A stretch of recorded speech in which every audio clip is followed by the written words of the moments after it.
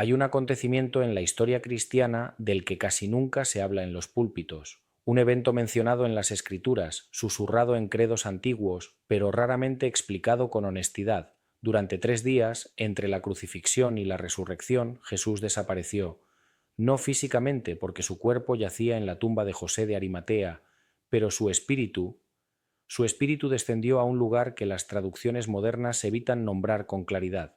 Algunos lo llaman el Seol, otros el Hades, y muchos simplemente el infierno. ¿Por qué descendió allí? ¿Qué hizo durante esos 3 días de oscuridad cósmica? ¿A quién visitó? ¿Qué verdad tan profunda se esconde en ese descenso que la teología institucional prefiere mantener en las sombras?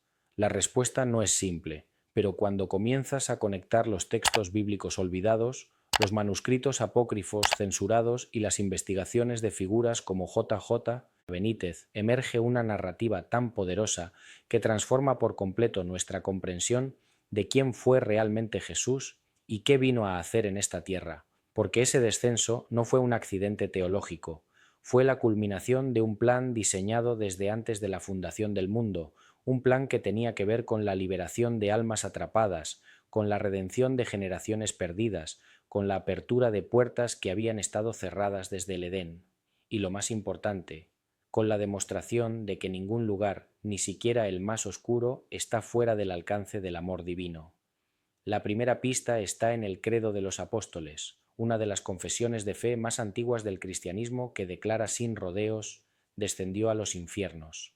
Pero esa frase tan cargada de misterio ha sido suavizada, reinterpretada, incluso eliminada de algunas versiones modernas. ¿Por qué? Porque lo que sucedió allí desafía las estructuras de control religioso. Porque lo que Jesús hizo en esos 3 días revela una misericordia tan vasta que rompe con los límites del juicio eterno que muchas instituciones han usado para mantener al pueblo en el miedo. Y aquí está la revelación inicial que debes comprender. Jesús no descendió al infierno como un turista espiritual, descendió como un conquistador, como un libertador, como alguien que venía a romper cadenas milenarias y a proclamar, en el corazón mismo de las tinieblas, que la redención era posible incluso para aquellos que habían muerto sin conocer la luz. Pero espera, porque esta verdad tiene capas, y cada capa te acercará más a entender no solo lo que ocurrió entonces, sino lo que está ocurriendo ahora, en tu propia vida, en tu propio camino espiritual. Comencemos por el texto que cambió todo. Primera de Pedro, capítulo 3, versículos 18 al 20. Un pasaje que muchos cristianos leen rápidamente sin detenerse a procesar su peso. Porque también Cristo padeció una sola vez por los pecados, el justo por los injustos, para llevarnos a Dios, siendo a la verdad muerto en la carne, pero vivificado en espíritu, en el cual también fue y predicó a los espíritus encarcelados, los que en otro tiempo desobedecieron, cuando una vez esperaba la paciencia de Dios en los días de Noé. Lee eso de nuevo. Despacio. Cristo, después de morir en la carne, fue vivificado en espíritu y fue a predicar a los espíritus encarcelados. ¿Quiénes eran esos espíritus? ¿Por qué estaban encarcelados? ¿Y qué les predicó? La teología tradicional ha intentado suavizar este pasaje. Algunos dicen que simplemente se refiere a una proclamación de victoria, no a una oferta de salvación. Otros afirman que esos espíritus encarcelados eran ángeles caídos, no seres humanos. Pero esas interpretaciones no resisten un análisis profundo de los textos originales en griego y de los contextos históricos, porque el término griego usado aquí, ekeruxen, significa proclamar como heraldo, anunciar buenas nuevas. No es un grito de triunfo vacío, es un mensaje con contenido, con propósito, con oferta de transformación, y aquí viene el primer descubrimiento real. En los días de Noé, antes del diluvio, hubo generaciones enteras de seres humanos que vivieron y murieron sin conocer al Dios verdadero, generaciones que fueron arrastradas por la maldad de su tiempo, sí, pero que nunca tuvieron la oportunidad de escuchar la verdad revelada. Según el relato bíblico, solo 8 personas se salvaron del diluvio. ¿Qué pasó con todas las demás almas? La respuesta tradicional ha sido condenación eterna, pero esa respuesta no concuerda con el carácter de un Dios que, como dice la Escritura, no quiere que ninguno perezca, sino que todos procedan al arrepentimiento. Entonces, ¿qué hizo Jesús? Descendió al lugar donde esas almas estaban retenidas, al Seol, al Hades, al compartimento de los muertos que esperaban, y allí, en medio de la oscuridad más profunda, proclamó las buenas nuevas. Les ofreció lo que nunca habían tenido en vida, la oportunidad de conocer la verdad y responder a ella. Este no es un detalle menor, es un pilar teológico masivo, porque si Jesús hizo esto por las generaciones antediluvianas, ¿qué implica eso para todas las demás almas que han muerto sin conocer el Evangelio? ¿Qué significa para los miles de millones de seres humanos que vivieron antes de Cristo o que vivieron después pero nunca escucharon su nombre? La implicación es radical. La misericordia de Dios no está limitada por nuestras líneas temporales ni por nuestras estructuras religiosas. El plan de redención es más vasto, más inclusivo, más misericordioso de lo que nos han enseñado. Pero aquí hay un detalle que casi nadie ha notado. Para entender lo que Jesús hizo en esos 3 días, necesitas conocer la cosmovisión hebrea del más allá, porque los judíos del tiempo de Jesús no creían en un cielo inmediato para los justos ni en un infierno eterno para los malvados, al menos no en el sentido que el cristianismo posterior desarrolló. Creían en el Seol, una palabra hebrea que significa simplemente el lugar de los muertos. No era un lugar de tormento eterno, era un estado de espera, un compartimento sombrío donde todas las almas, justas e injustas, descendían después de la muerte física. Allí esperaban. ¿Esperaban qué? La redención, la resurrección, la intervención divina que abriría las puertas de la vida eterna. Los patriarcas murieron con esa esperanza. Abraham, Isaac, Jacob, Moisés, David, todos ellos descendieron al Seol. La Escritura lo confirma. En Génesis 37-35, cuando Jacob cree que su hijo José ha muerto, dice: «Descenderé enlutado al Seol junto a mi hijo». No dice «iré al cielo», dice «descenderé al Seol». ¿Por qué? Porque antes de la cruz las puertas del paraíso estaban cerradas. El pecado de Adán había creado una barrera insuperable entre la humanidad y la presencia plena de Dios. Los sacrificios de animales en el Antiguo Testamento cubrían los pecados temporalmente, pero no los borraban. Como dice Hebreos 10:4, porque la sangre de los toros y de los machos cabríos no puede quitar los pecados. Entonces, ¿dónde quedaban las almas de los justos? En el Seol, en un compartimento que la tradición judía llamaba el seno de Abraham, un lugar de espera consciente, de descanso relativo, pero no de gloria celestial plena. Esperaban al Mesías, esperaban al Redentor que vendría a abrir las puertas. Y cuando Jesús murió en la cruz y pronunció esas palabras, «consumado es», no se refería solo a su sufrimiento físico, se refería a la obra completa de redención. La deuda estaba pagada, el sacrificio perfecto estaba hecho, pero faltaba algo, faltaba ir a buscar a los que habían esperado durante siglos. Imagina la escena. El viernes por la tarde, el cuerpo de Jesús es bajado de la cruz y colocado en la tumba, pero su espíritu, vivo y consciente, desciende a las profundidades, atraviesa los velos invisibles que separan el mundo de los vivos del mundo de los muertos, y llega al Seol. Los primeros en verlo no son ángeles en gloria, son las almas de los patriarcas, de los profetas, de los justos que murieron con fe, pero sin ver el cumplimiento de la promesa. Y allí, en ese lugar de sombras, escuchan la voz que creó el universo proclamando: «Yo soy la resurrección y la vida. El que cree en mí, aunque esté muerto, vivirá». Pero no fueron solo ellos los que escucharon ese mensaje, porque según el texto de Pedro, Jesús también fue a predicar a los espíritus encarcelados de los días de Noé, a los rebeldes, a los desobedientes, a los que nunca tuvieron oportunidad. Y es aquí donde la narrativa se vuelve incómoda para la teología tradicional, porque si Jesús predicó a los perdidos, si les ofreció la verdad en el más allá, entonces la puerta de la redención no se cerró con la muerte física. Entonces hay esperanza incluso más allá de la tumba. ¿Significa esto que todos serán salvos automáticamente? No, porque la Escritura sigue hablando de elección, de respuesta, de arrepentimiento, pero significa que la oferta es más amplia, más justa, más acorde con un Dios que es amor. Y aquí está la verdad que fue suprimida durante siglos. Existe un documento que la mayoría de los cristianos nunca ha leído. Se llama el Evangelio de Nicodemo, también conocido como los Hechos de Pilato. Es un texto apócrifo, lo que significa que no fue incluido en el canon bíblico oficial.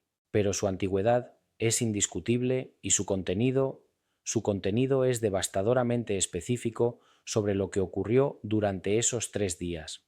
En este Evangelio hay una sección completa dedicada al descenso de Cristo al Hades, y no es un relato vago, es una narrativa detallada, dramática, llena de testimonios de personajes bíblicos que supuestamente fueron testigos de ese evento desde el interior del Seol. Según este texto, cuando Jesús llegó al Hades, las puertas de bronce se quebraron y los cerrojos de hierro se hicieron pedazos.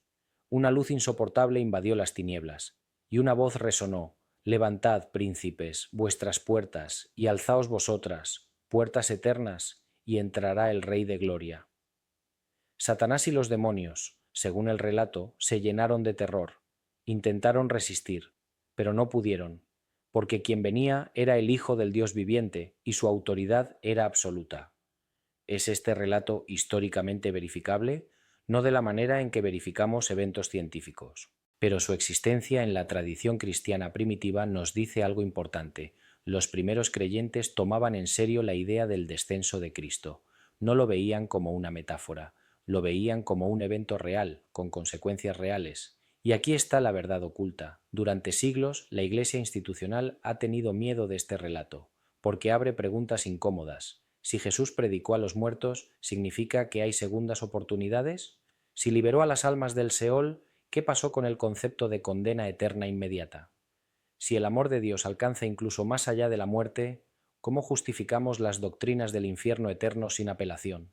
La respuesta no es sencilla, pero lo que sí es claro es que el descenso de Cristo revela algo fundamental sobre la naturaleza de Dios. Él no se rinde con nadie fácilmente. Su búsqueda del ser humano es incansable. Su deseo de redención es implacable. Y esto nos lleva a una pregunta aún más profunda. ¿Qué fue lo que realmente liberó Jesús en el Hades? ¿Solo a las almas justas? ¿O también a aquellos que, al escuchar la verdad por primera vez, tuvieron la oportunidad de arrepentirse? J. Benítez, en sus investigaciones sobre los evangelios apócrifos y los manuscritos perdidos, señala algo fascinante. Muchos textos primitivos sugieren que el descenso de Cristo no fue solo un rescate, sino también un juicio justo, un momento en el que cada alma, enfrentada a la verdad completa, pudo finalmente elegir, porque el libre albedrío no termina con la muerte, termina cuando la elección final, informada y consciente, ha sido hecha. Y esto cambia todo, porque significa que el Evangelio no es solo para los vivos, es para todos, para los que caminan en esta tierra y para los que ya cruzaron el velo. Es un mensaje cósmico, universal, que atraviesa dimensiones. Pero hay más, porque el descenso de Cristo al Hades no fue solo un evento histórico, es un símbolo de algo que sigue ocurriendo hoy. Piensa en esto: cada vez que tu alma atraviesa un período de oscuridad profunda, de depresión, de desesperanza, de muerte simbólica, Cristo desciende a ese infierno personal. No te abandona en las tinieblas, no espera a que salgas por tu cuenta, desciende, te busca, te llama por tu nombre. El descenso al Hades es el prototipo de toda intervención divina en la oscuridad humana. Es la prueba de que no hay abismo tan profundo donde el amor de Dios no pueda alcanzarte. Pero aquí hay un detalle que casi nadie ha notado. En el relato del Evangelio de Nicodemo, no todos aceptaron la oferta de Cristo. Algunos, incluso enfrentados a la verdad, eligieron quedarse en las tinieblas, porque la libertad de elección es sagrada, incluso en el más allá. Y esto nos lleva a la pregunta central: ¿qué hicieron realmente esos 3 días al equilibrio cósmico? ¿Qué cambió en el universo espiritual? Volvamos a las escrituras canónicas, porque allí, escondidas en pasajes que rara vez se predican, están las claves reales de lo que ocurrió. Efesios 4, 8, 10 dice algo extraordinario. Por lo cual dice: subiendo a lo alto, llevó cautiva la cautividad, y dio dones a los hombres. Y eso de que subió, ¿qué es? Sino que también había descendido primero a las partes más bajas de la tierra. El que descendió es el mismo que también subió por encima de todos los cielos para llenarlo todo. Llevó cautiva la cautividad. ¿Qué significa eso? Significa que Jesús tomó prisioneros a los que tenían prisioneros a otros. Desarmó a los poderes espirituales que mantenían cautivas a las almas, y no solo eso, ascendió llevando consigo a un ejército de redimidos. La imagen es la de un conquistador que entra a una prisión enemiga, rompe las cadenas y sale con los cautivos liberados marchando detrás de él en triunfo. Y aquí está el payoff que estabas esperando. Este evento no fue solo teológico, tuvo consecuencias prácticas e inmediatas, porque en Mateo 27, 52, 53, justo después de la muerte de Jesús, leemos: «Y se abrieron los sepulcros, y muchos cuerpos de santos que habían dormido se levantaron, y saliendo de los sepulcros, después de la resurrección de él, vinieron a la santa ciudad, y aparecieron a muchos».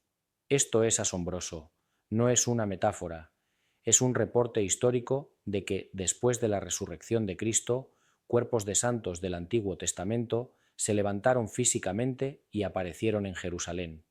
¿Quiénes eran? La tradición sugiere que eran patriarcas y profetas, personas como Moisés, Elías, David, Samuel. ¿Por qué aparecieron? Para dar testimonio, para confirmar que la resurrección de Cristo no fue un evento aislado, sino el comienzo de una resurrección universal, para demostrar que las puertas del Hades habían sido rotas y que la muerte ya no tenía la última palabra. Pero la pregunta investigativa que J. Benítez y otros investigadores plantean es: ¿qué pasó con esos santos después? ¿Volvieron a morir? ¿Ascendieron con Cristo? Los textos canónicos no lo dicen, pero los apócrifos sugieren que ascendieron con él, llevados al paraíso restaurado, al verdadero cielo que ahora estaba abierto para la humanidad redimida. Y aquí está la conexión que cambia todo. Antes de Cristo, el paraíso estaba cerrado. Adán y Eva fueron expulsados del Edén, y un querubín con una espada de fuego guardaba el camino al árbol de la vida. Esa expulsión no fue solo geográfica, fue espiritual, fue dimensional. La humanidad perdió el acceso a la presencia plena de Dios, pero en el descenso y ascenso de Cristo, ese acceso fue restaurado, la espada flamígera fue retirada, el camino al árbol de la vida fue reabierto, y el paraíso, que había estado vacío durante milenios, fue repoblado por las almas redimidas. Esto explica por qué Jesús le dijo al ladrón en la cruz: «Hoy estarás conmigo en el paraíso», no algún día, hoy, porque ese mismo día, después de descender al Hades y proclamar la victoria, Cristo iba a abrir las puertas del paraíso y llevar consigo a los primeros redimidos de la nueva era.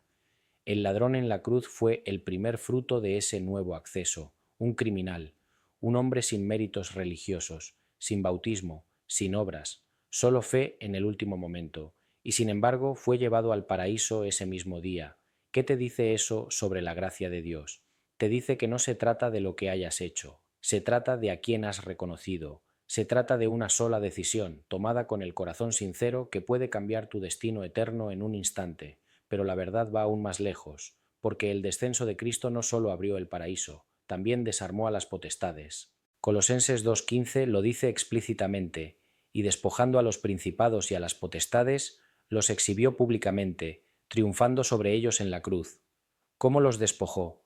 Entrando a su territorio, descendiendo al Hades, el lugar donde ejercían su dominio sobre las almas cautivas, y arrancándoselas de las manos. Rompió su autoridad, quebró su poder y los exhibió como vencidos delante de todo el universo espiritual. Esta es una guerra cósmica. Y el descenso de Cristo fue la invasión decisiva. Fue el día D del conflicto espiritual, el momento en que las fuerzas de la luz penetraron el corazón del territorio enemigo y liberaron a los prisioneros. Y aquí está el punto que debes entender. Esa victoria no es solo histórica, es presente, es personal, porque el mismo poder que rompió las cadenas del Hades es el poder que puede romper las cadenas de tu vida hoy. Las adicciones, los traumas, las maldiciones generacionales, las ataduras espirituales. Nada de eso puede resistir el poder del Cristo resucitado que descendió al infierno y salió victorioso. Pero aquí hay un misterio aún más profundo que necesitamos explorar.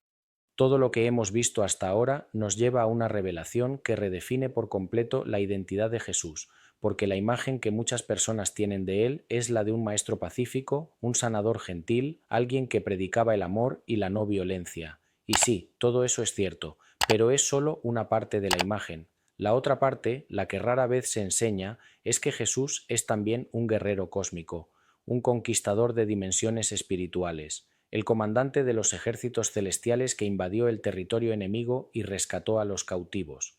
Apocalipsis 1:18 registra las propias palabras del Cristo resucitado: «Yo soy el que vivo, y estuve muerto, mas he aquí que vivo por los siglos de los siglos. Amén, y tengo las llaves de la muerte y del Hades».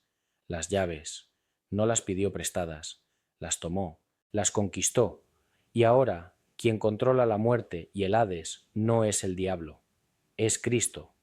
Esto cambia radicalmente la dinámica espiritual, porque significa que el enemigo ya no tiene autoridad sobre los que están en Cristo. Puede acosar, puede tentar, puede atacar, pero no puede retener.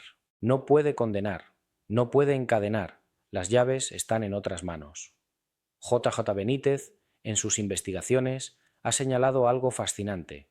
En los manuscritos apócrifos y en las tradiciones cristianas orientales, el descenso de Cristo se llama el Harrowing of Hell, que en español se traduce como el saqueo del infierno o la devastación del Hades.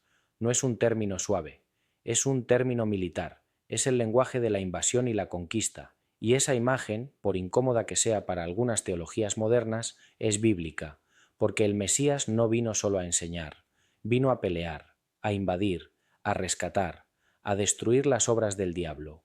Primera Juan 3:8 lo confirma. Para esto apareció el Hijo de Dios, para deshacer las obras del diablo, no para negociar con ellas, no para coexistir con ellas, para deshacerlas, para destruirlas desde la raíz. Y el descenso al Hades fue el acto de destrucción más radical de todos, porque fue allí, en el corazón del reino de las tinieblas, donde Cristo proclamó que el dominio del enemigo había terminado.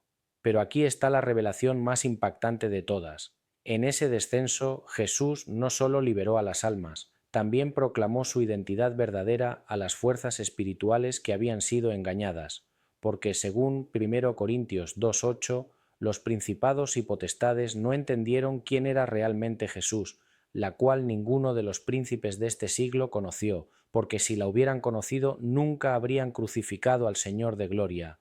En otras palabras, la cruz fue una trampa. Las fuerzas oscuras pensaron que estaban destruyendo al Mesías, pero en realidad estaban activando el mecanismo de su propia derrota. Pensaron que la muerte de Cristo sería su victoria final, pero fue su fin, porque en el momento en que Jesús murió, su espíritu descendió al territorio enemigo con plena autoridad. Y allí, cara a cara con los poderes que habían esclavizado a la humanidad durante milenios, proclamó su verdadera identidad. Yo soy el Hijo del Dios viviente. Yo soy el Cordero inmolado desde antes de la fundación del mundo. Yo soy el Alfa y la Omega, y vengo a recuperar lo que es mío.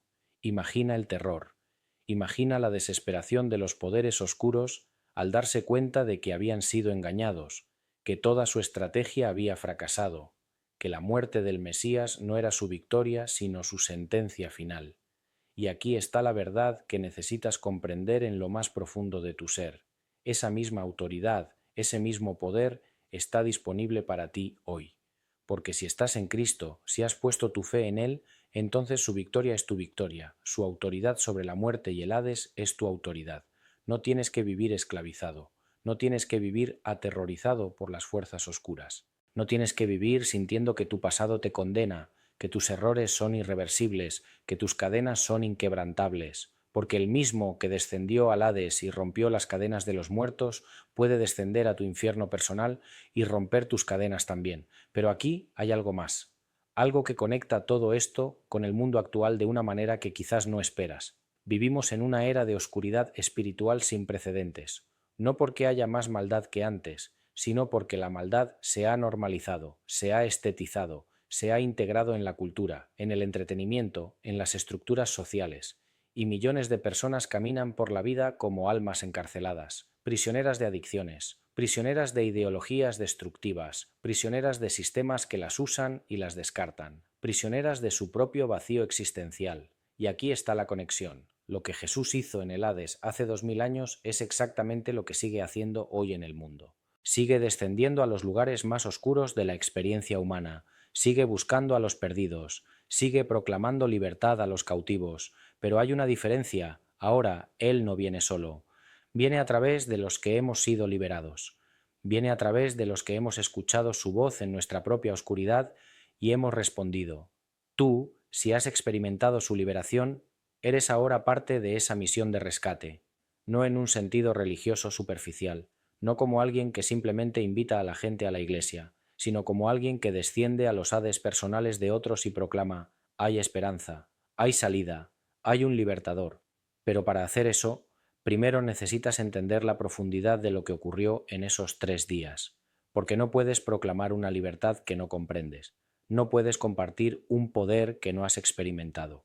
Y aquí está la pregunta introspectiva que necesitas hacerte. ¿Has permitido realmente que Cristo descienda a tus propios abismos? ¿O has mantenido áreas de tu vida cerradas, ocultas, protegidas incluso de Él? Porque muchos de nosotros vivimos vidas compartimentadas. Tenemos una parte que presentamos públicamente, que es religiosa, moralmente respetable, socialmente aceptable, y luego tenemos otra parte escondida en las sombras, donde habitan nuestros miedos, nuestras vergüenzas, nuestras heridas sin sanar. Y esa parte escondida es tu Hades personal. Y hasta que permitas que Cristo descienda allí, hasta que permitas que su luz ilumine esos rincones oscuros, no experimentarás la plenitud de su liberación. Porque el descenso de Cristo al Hades no es solo una doctrina histórica, es un patrón espiritual, es la forma en que Dios siempre ha trabajado, descendiendo a la oscuridad para traer luz, entrando en el caos para traer orden, muriendo para traer vida. Y ese patrón se repite en cada vida que se rinde a Él. Piensa en esto, cada gran transformación espiritual comienza con un descenso, con una crisis, con un momento de muerte simbólica donde todo lo que creías que eras se derrumba. Y es precisamente en ese momento, cuando estás en tu punto más bajo, cuando Cristo llega. No llega antes, cuando todavía crees que puedes salvarte a ti mismo. No llega cuando todavía tienes recursos propios. Llega cuando has descendido al fondo de tu propia incapacidad y gritas desde allí: no puedo hacerlo solo, necesito un Salvador. Y en ese momento de rendición total, Él desciende y te encuentra y te levanta. Pero hay un hilo de misterio que aún no hemos desenredado completamente, un hilo que conecta el descenso de Cristo con una dimensión aún más personal de tu existencia espiritual. Déjame hablarte con total sinceridad, de alma a alma, de corazón a corazón. El descenso de Cristo al Hades no es solo un evento que sucedió hace 2000 años en algún lugar del reino invisible, es un evento que necesita suceder en tu vida, ahora, hoy, porque cada uno de nosotros lleva dentro un Hades, un lugar donde hemos enterrado cosas, donde hemos escondido traumas, donde hemos aprisionado partes de nosotros mismos que nos daba miedo confrontar. Quizás es un abuso que sufriste en la infancia y que nunca has procesado completamente. Quizás es una traición que te dejó marcado y que ha envenenado todas tus relaciones posteriores. Quizás es una culpa tan profunda por algo que hiciste que has construido toda tu identidad alrededor de la vergüenza.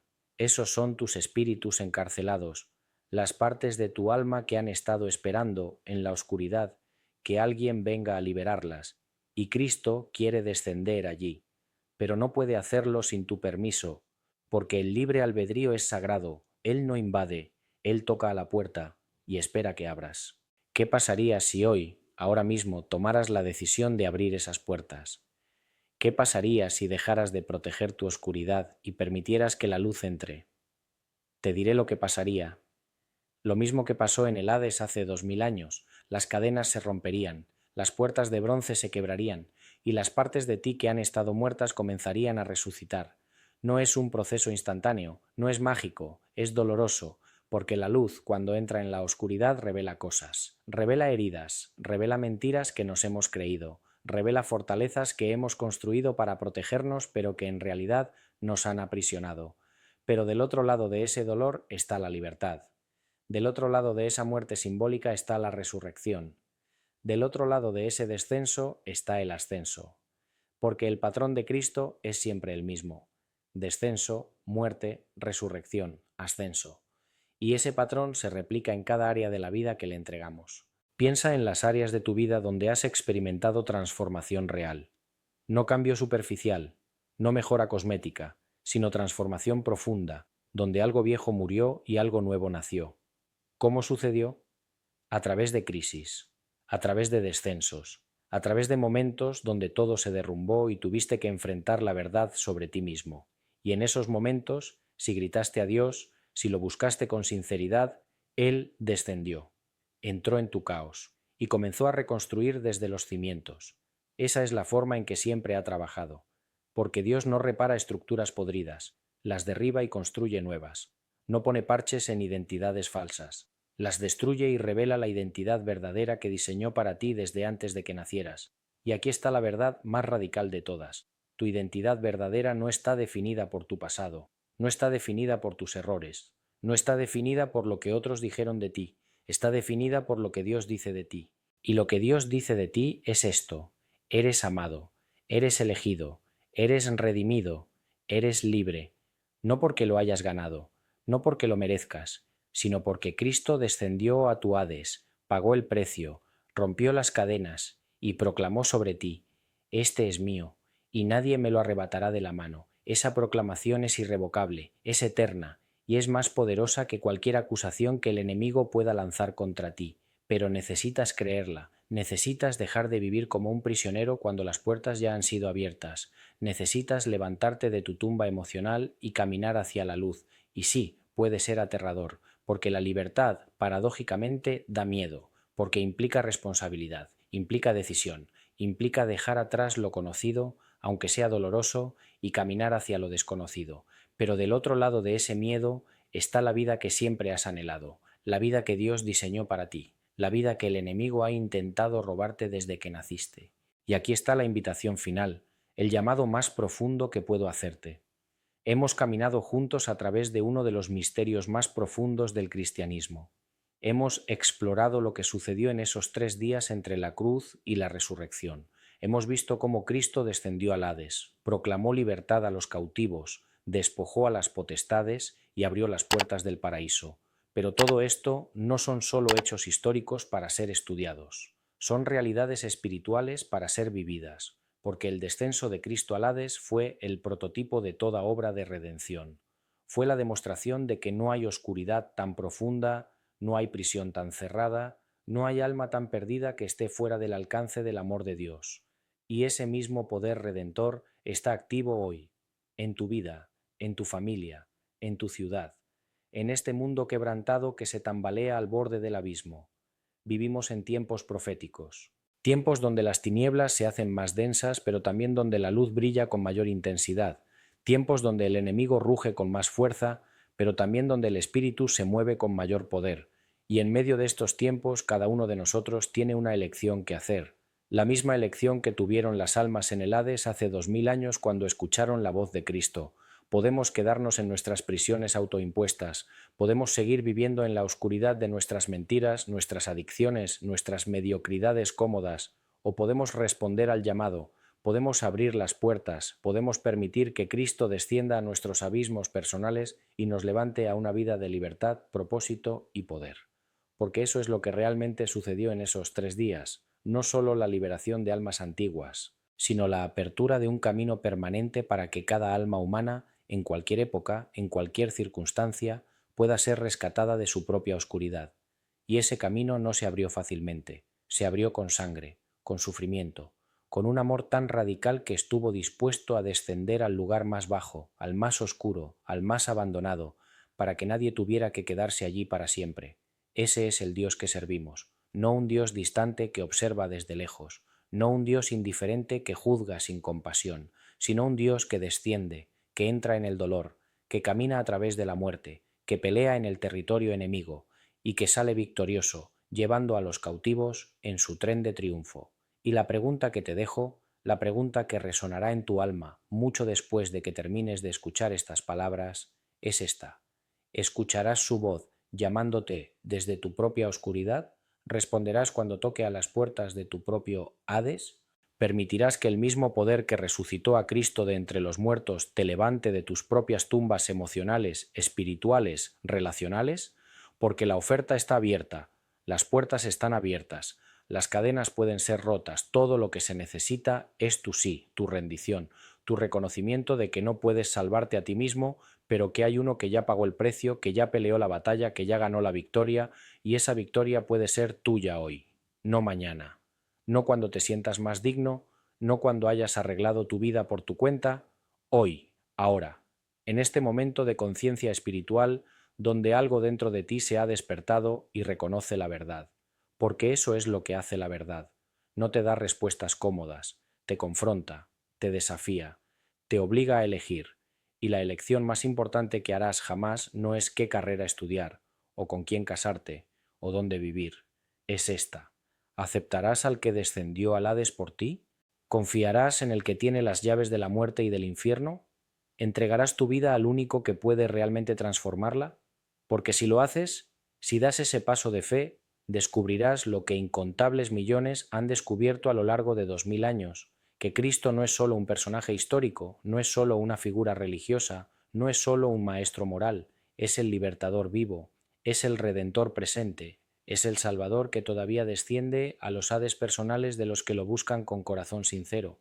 Y si estás sintiendo algo moverse dentro de ti ahora mismo, si hay una inquietud en tu espíritu, una apertura en tu corazón, una sed que no puedes explicar, esa es su voz, llamándote, buscándote, invitándote a salir de tu oscuridad y caminar hacia su luz. No ignores ese llamado, porque Él no fuerza, Él invita, y si cierras la puerta hoy, puede que vuelva a tocar mañana, o puede que tengas que atravesar más oscuridad antes de que estés listo para escuchar.